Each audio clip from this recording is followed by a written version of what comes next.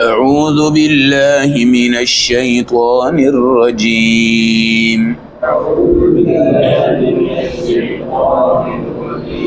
بسم الله الرحمن الرحیم.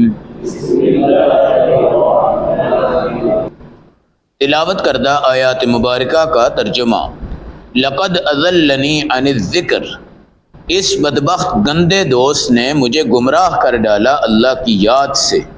بعد اذ جاءنی، بعد اس کے کہ وہ نصیحت میرے پاس آ چکی تھی. وکان الشیطان للانسان خذولا، شیطان تو انسان کا پکا دشمن ہے. وقال الرسول، اور رسول کہیں گے یا رب، اے ہمارے اللہ، ان قوم اتخذوا هذا القرآن، یہ میری قوم ہے جس نے قرآن کو چھوڑ دیا، مہجورا، اور بالکل نظر انداز کر دیا. آیت نمبر 29 30 پارہ نمبر 19 سورۃ الفرقان.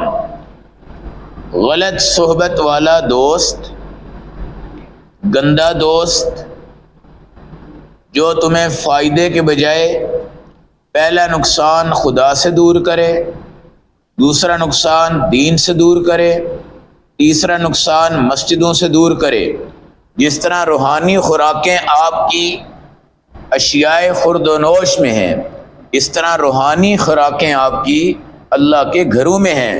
جو بندہ خدا کے گھر میں آتا ہی نہیں، وہ بتائے تو صحیح کہ اس کی روحانی تربیت کہاں پہ ہو رہی ہے، اس کو روحانی تربیت کون دے رہا ہے، اس کو روحانی اعزاز کہاں سے مل سکتا ہے. یہ چشمہ، یہ مرکز، یہ پرنالے، یہ تمام ٹوٹیاں صرف مسجد میں پائی جاتی ہیں. یہاں پر کوئی بیٹھا ہوا قرآن پڑھے گا، کوئی ذکر کرے گا، کوئی سوئے گا بھی عبادت کی نیت سے، کوئی اعتکاف بیٹھے گا، کوئی جمعہ پڑھے گا، کوئی عید پڑھے گا، کوئی تراویح پڑھے گا. یہ مرکز تو مساجد ہیں. جو ہمارے مسلمان بھائی اپنے اسلام پر فخر کرتے ہیں اور کہتے ہیں جناب ہم اپنے ترقی یافتہ دور کی طرف گامزن ہیں، کیا وہ مسجد کے نمازی ہیں؟ مسجد ان کی دوست ہے، مسجد سے وہ سیراب ہوتے ہیں، مسجد کے انوار ان کو ملتے ہیں. یاد رکھنا، اس جگہ فرشتوں کی آمد و رفت ہوتی ہے اور بار بار وہ فرشتے آتے ہیں، اور جہاں فرشتے آتے ہیں وہاں نور پڑتا ہے. اب غلط صحبت میں جانے کے بعد ہماری مسجد ہمارے ہاتھوں سے جاتی ہے، ہمارے اللہ کا توحید کا عقیدہ وہ چلا جاتا ہے، ختم نبوت کا عقیدہ چلا جاتا ہے. ماں کی عزت نہیں ہوتی، باپ کی عزت نہیں ہوتی. جب خدا اور رسول کی عزت نہیں تو ماں باپ کی وہ کیا خاک عزت کرے گا؟ جتنے دیندار ماں باپ کی خدمت کرتے ہیں وہ پاؤں تک دباتے ہیں، جتنے دنیا دار بچے خدمت کر بھی رہے ہوتے ہیں ان کی ماں باپ کی دولت پہ، وراثت پہ، جائیداد پہ نظریں ہوتی ہیں. یہ بات پکا کلیہ یاد رکھیں. آپ کا بیٹا اگر نمازی نہیں ہے، آپ کا بیٹا دین کے کسی شعبے میں نہیں ہے، پھر بھی وہ آپ سے پیار محبت کر رہا ہے، اس کے مقاصد ظاہری محبت ضرور ہے، مگر اینڈ اس کا ماں اور باپ کی وراثت کو ہتھیانا ہوتا ہے اور وہ ان مقاصد کو لے کے چل رہا ہوتا ہے. تو غلط صحبت والا مجھے اگر تباہ کرے گا، حشر کے میدان میں میں کہوں گا ہائے اس نے نصیحت آنے کے بعد مجھے گمراہ کر دیا. دوست بناؤ جو اللہ کے مسجد کا عاشق ہوتا ہے. بعض بچے سوچتے ہیں یار میرا کوئی دوست نہیں ہے، میں کس کو دوست بناؤں؟ بچوں اس کو نصیحت ہے کہ جو نماز اور مسجد کا دوست ہے اس کو اپنا دوست بنا لو، انشاءاللہ کبھی نامراد نہیں ہوگے. ہمارے نبی کی مسجد نبی کا ماحول کیا تھا؟ اگر ایک مدینہ کے بازار کا موچی ہے نا، وہ بھی مسجد نبی کی صف کا نمازی تھا. اگر مدینہ کے بازار میں ایک کسائی ہے، وہ بھی مسجد نبی کی صف کا نمازی تھا. اگر وہاں پہ ایک درزی ہے، وہ بھی مسجد نبی کی صفوں کا نمازی تھا. اگر وہاں پہ کوئی سبزی بیچتا تھا، وہ بھی وہیں کا نمازی تھا. اگر وہاں پہ کوئی اور تجارت کرتا ہے، کوئی ایسا مدینے کے بازار کا بزنس مین نہیں تھا اسلام کے اندر جو کہ مسجد میں نہیں آتا. ایک صحابی تھے، ان کا نام تھا اتبان. وہ بیمار ہو گئے، نابینا ہو گئے اور کیچڑ میں نہیں چل سکتے تھے۔ ہمارے نبی سے کہا یا رسول اللہ، جو لذت آپ کے پیچھے نماز کی ہے میں اب وہاں نہیں پہنچ سکتا۔ آپ نے کہا تو بتا کیا چاہتا ہے؟ کوئی ایسا کام کر دیں کہ مجھے وہ لذت میرے گھر میں مل جائے۔ ہمارے نبی مسکرائے، اس کو کہا چلو بھائی آؤ چلیں، مصلی پکڑا، ساتھ چلے گئے۔ بتایا گھر میں کوئی جگہ بتا جہاں میں نماز پڑھ لوں، وہاں پہ نماز پڑھ لی۔ حضور نے کہا آئندہ تو اس جگہ کھڑا ہو کے نماز پڑھا کر، تجھے انشاءاللہ مسجد نبی کا ثواب ملے گا، میرے پیچھے نماز پڑھنے کا ثواب ملے گا، اور تجھے وہ لذتیں بھی۔ یعنی نماز تو صحابہ کی زندگی کی روح ہے، اور آج ہمیں دین پہ چلتے ہوئے موت نظر آتی ہے اور دین سے آزاد ہو کے زندگی نظر آتی ہے۔ آج کہے گا لقد اضلنی عن الذکر بعد اذ جاءنی، اس شیطان نے مجھے گمراہ کر دیا۔ نصیحت بھی آئی تھی، رسول بھی آئے تھے، نبی بھی آئے تھے۔ شیطان ہمارا ازلی دشمن ہے، ابدی دشمن ہے، یہ تمہارے خون کی رگوں میں چلتا ہے، حریص ہے، لالچی ہے۔ ایک آدمی تھے، ان کا نام تھا ابو نحیک، ابو نحیک۔ تو نبی پاک کے ساتھ کفار بھی بیٹھ کے کبھی کبھی کھانا کھا لیتے تھے، آپ کے اخلاق تھے۔ تو رسول کریم صلی اللہ علیہ وسلم نے اس کو جب بلاتے ہیں نا، وہ سب کچھ چٹ پٹ کر جاتا ہے جناب۔ 7 روٹیاں کھا گیا، کتنی؟ بعد میں اللہ نے ابو نحیک کو اسلام کی توفیق دے دی۔ پھر وہ نبی کے دسترخوان پہ آیا، 1 روٹی کھا کے کہنے لگا بس رج گیا ہوں۔ کیا ہو گیا ہوں؟ ہمارے نبی نے پوچھا بھئی یہ کیا مسئلہ ہے؟ پھر آپ نے خود فرمایا مومن 1 آنت سے کھاتا ہے اور کافر 7 آنتوں سے کھاتا ہے۔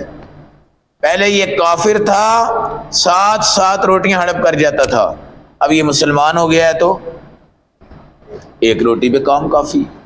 کیوں؟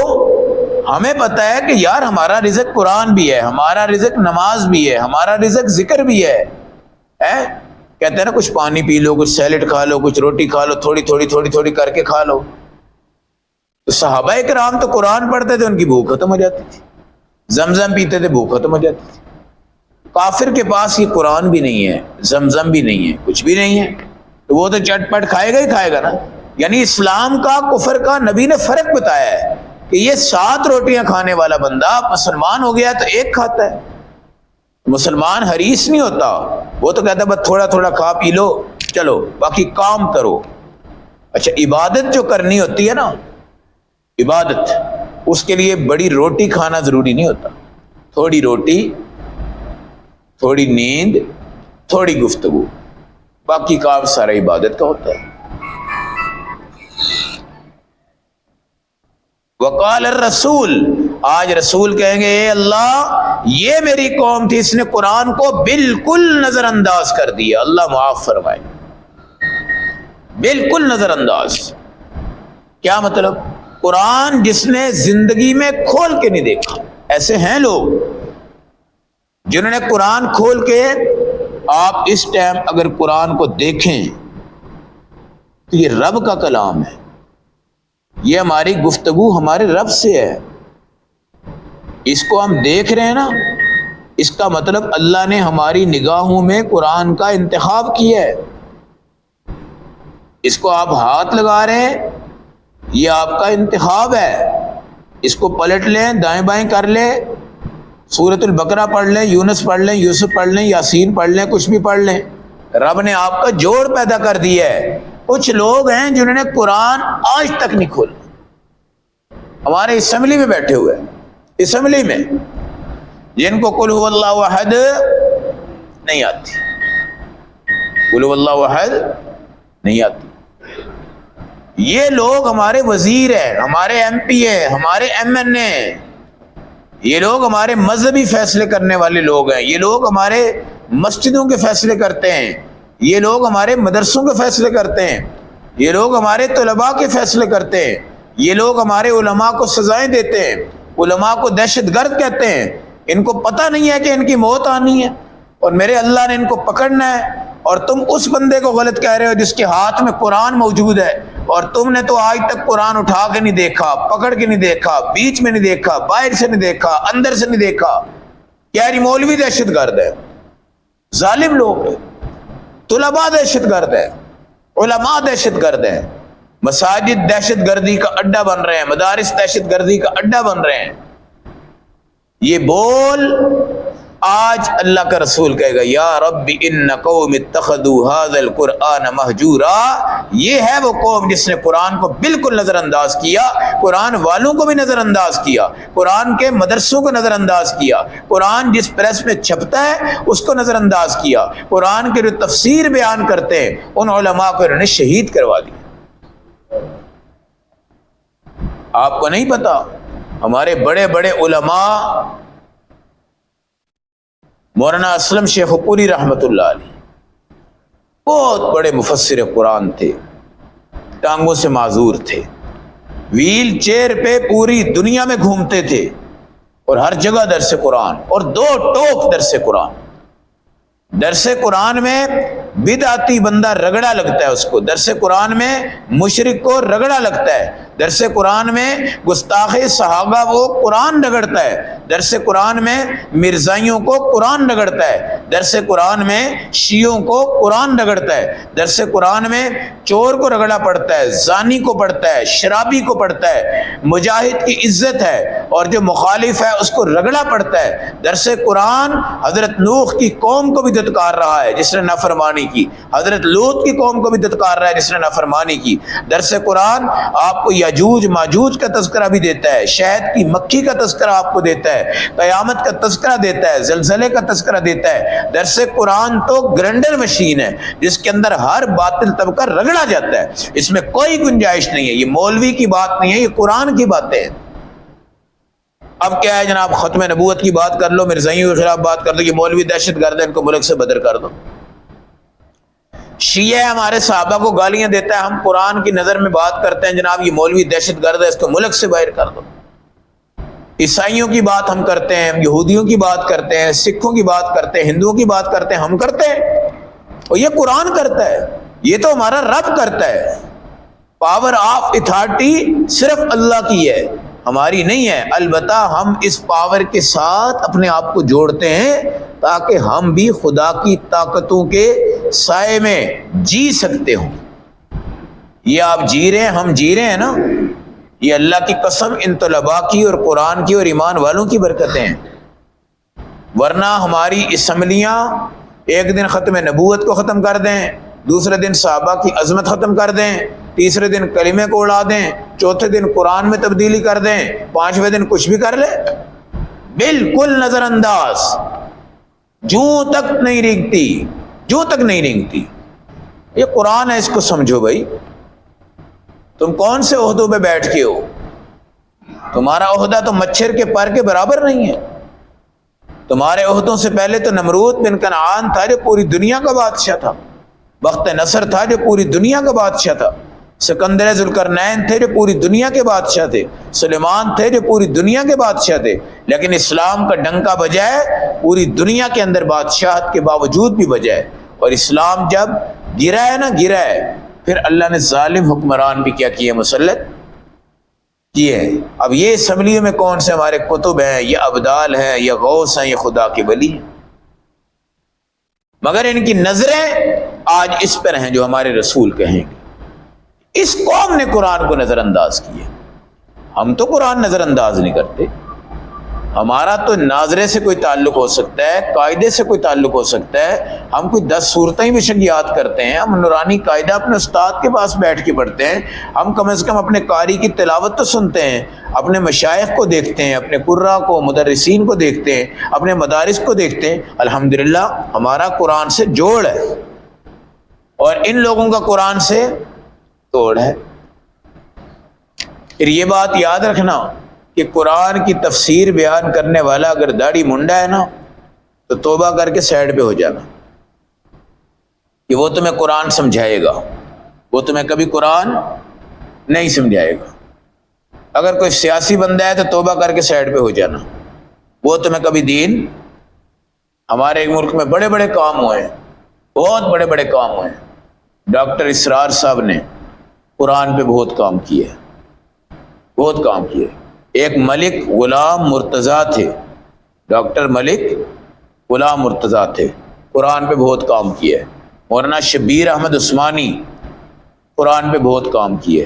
محمود الحسن دیوبندی قرآن پہ انہوں نے بڑا کام کیا ہے۔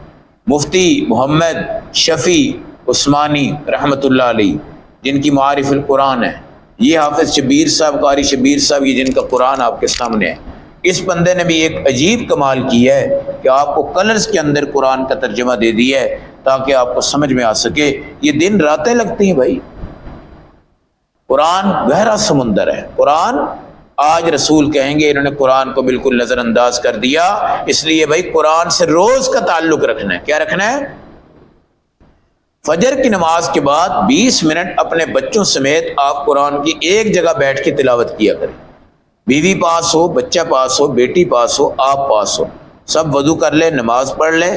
فجر کے بعد ایک کمرے میں اپنی سٹول لگا لیں، ریل لگا لیں، تختی لگا لیں، اس کے اوپر قرآن رکھیں، پورے 20 منٹ قرآن کی تلاوت کریں، اس کے بعد دعا کریں اور اس کے بعد اٹھیں، رات تک موج کریں گے انشاءاللہ، رات تک موج کریں گے۔